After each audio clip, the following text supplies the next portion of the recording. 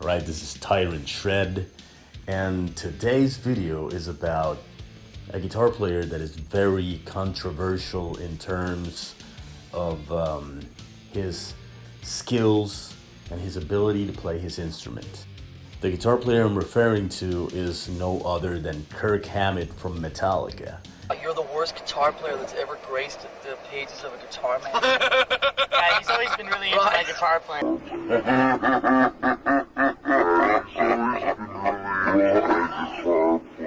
But the truth is that Kirk Hammett is not a bad guitar player. You want to know the reality about Kirk Hammett? Kirk Hammett is one of the greatest heavy metal guitar players, lead guitar players of all time. Now, I can hear the laughter, I can hear everyone going like, what the hell is this guy saying? What the hell does he know?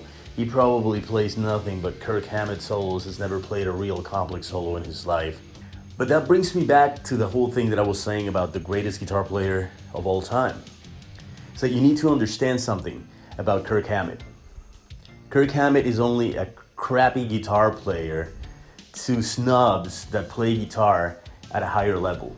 I am also someone that, became a guitar snob for a very long time.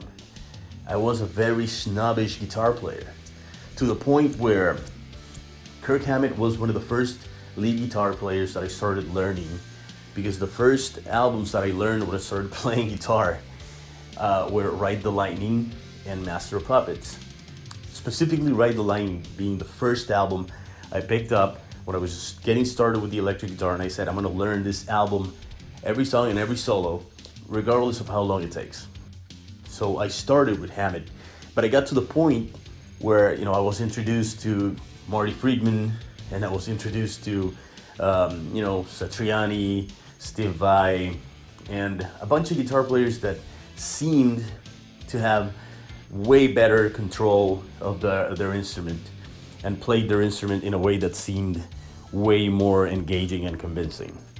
But the problem with that is that when you get so immersed in your instrument, then you start to become someone that is just all about, yeah, I'm a great guitar player, I'm just way better than Hammett now. I'm not even gonna play Kirk Hammett stuff anymore. It's insulting. I mean, all he does is play the same pentatonics and the same licks, and his vibrato is atrocious.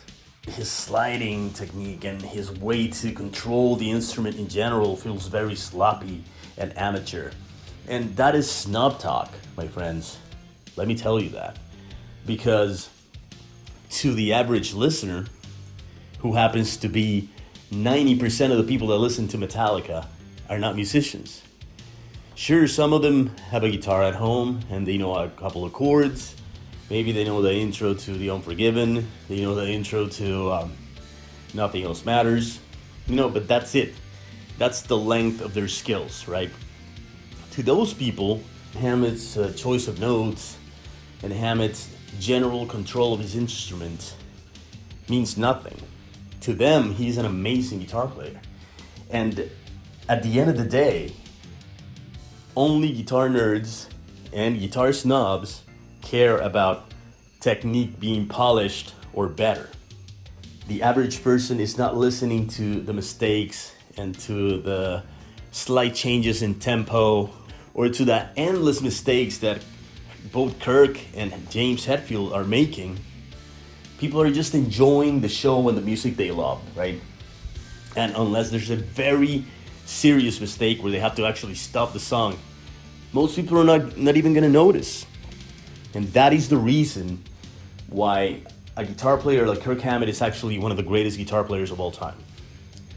Because only to people who are snobs in their instruments, or people who are very skilled with their instruments and have put enormous amounts of time into learning them, are actually going to think that way, right?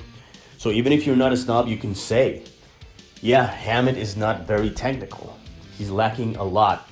And, you would expect someone from a band like Metallica to be way better, right? But he works just fine for what he does in the band, right? He works perfectly for the band in terms of appealing to the largest audience. If Metallica was a band for musicians, they wouldn't be as popular.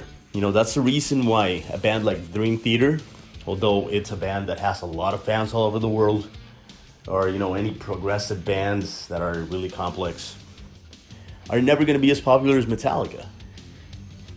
Because the virtuoso players are only appreciated by other players that are either just as skilled or experienced, or in the journey to become as skilled and experienced.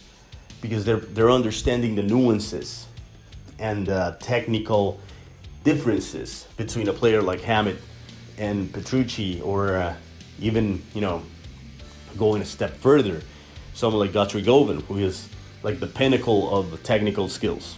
And you know, going into something else about the whole Hammett thing, I remember when I was at the height of my snobbish behavior, that I would even say things to myself like, man, if I had been there when Hammett auditioned for Metallica, with the skills I have now, I would have gotten that gig.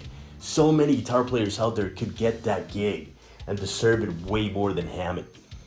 And I've heard a lot of people say that, you know, not just people in the guitar world that I know personally, but people, YouTubers, YouTube guitar influencers, trashing Hammett and saying things like that. And I find it laughable, because in this world, it's not the guys that are virtuosos that actually become legendary. It never is. It's actually the guys that are soulful, the guys that can get their solos to inspire people, the guys that can get people to enjoy what they do without them knowing about music. And Kirk Hammett completely deserves the spot that he has in Metallica, because guess what? He was there. He took the opportunity, and he fits perfectly with what Metallica is. I really can't see Metallica with a very skilled and technical guitar player behind the kind of music that Metallica makes. I think Metallica's music is perfect for Hammett's style, you know, and I'm pretty sure that if someone with more skills and a broader musical style, with more complex arrangements in their solos, had been Metallica's lead guitar player, Metallica might not have been as big as they are. Because everything about Metallica, not just the riffs, but the solos as well, greatly influenced the fact that Metallica was digestible for a larger audience, right? So in the metal world, a guitar player like Hammett is perfect for a band like Metallica. And like I said before, most people that listen to Metallica are not musicians that have taken their instruments to the next level. I mean, the average person out there never learns an instrument at a level that is even close to Kirk Hammett's. Let's be real about that. So people are like, I mean, I remember myself saying, Hammett is so easy to play his solos. Now that I know how to play Friedman and Malmsteen, and I know how to play Jason Becker's songs, it's so easy to play Hammett. I can't believe I even ever cared about his solos. I mean, that way of thinking is very childish. And I remember myself thinking like that, being so snobbish about it. And now I have a newfound appreciation for Hammett that goes way beyond his technical skills. The takeaway from this video is you shouldn't really judge a musician by how technical they are. If you're a very advanced level musician, if you're an advanced level instrumentalist in whatever instrument you play, you could easily go into that dark side where you start becoming an egomaniac and you start thinking that the world owes you everything just because you're really good at the guitar. And most people go through that phase. They become really good, they invest so many years that they become hateful towards players that never really invested that much time in their technique and became famous and popular and successful, right? So there's obviously that too. People hate Hammett because he's a successful guitar player that never really became extremely invested in becoming technically sound.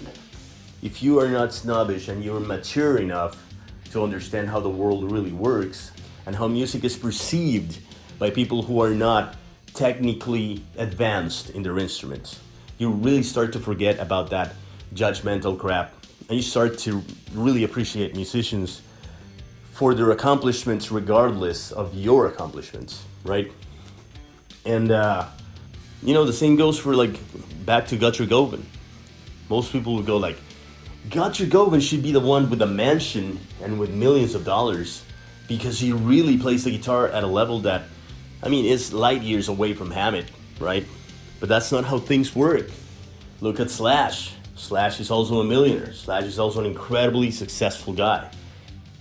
I wanted to add a final note to this essay. Someone made a comment on the short video I created announcing this video, and he mentioned something that was very interesting to me, and I forgot to mention that in the video. So he said that he considered that Hammett is one of the greatest of all time because he's part of the biggest bands in the world. He's been doing it for a long time.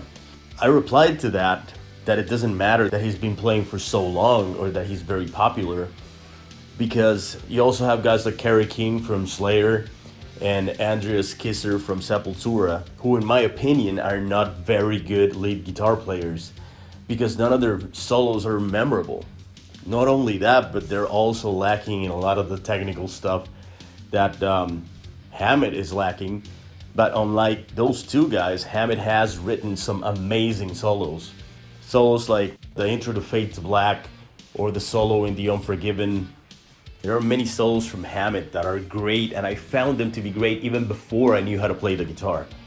Meanwhile, you had guys like Kerry King and Andreas Kisser, and someone may think they're good guitar players, they're good lead guitar players, but in my opinion, even before I played guitar, they were not that good. There was nothing memorable about anything they did, in my opinion. I know everyone's got their own opinion, but this is one of the things that I find important to mention. That it's not about how long a player has been playing or how popular the band that he plays in is. Because Kerry King has been playing as long as Hammett. Same with Andreas Kisser. Those guys are all old school players that come from the same era as Hammett. And maybe they're not as big in terms of financial success, but Slayer is part of the big four. So they're definitely up there in terms of longevity and popularity. So it doesn't really have anything to do with how long you have been in the game, because a lot of people have been at it for a very long time and they're not musicians that I consider to be memorable in any way, which is something that Hammett has been able to do with solos. Even though his latest solo work isn't as memorable, but he has a long list of guitar solos that are very good and very catchy and engaging, and solos that stand out even if you're not a musician. Give a like if you like the content, subscribe, hit that notification bell, and I will see you in the next video.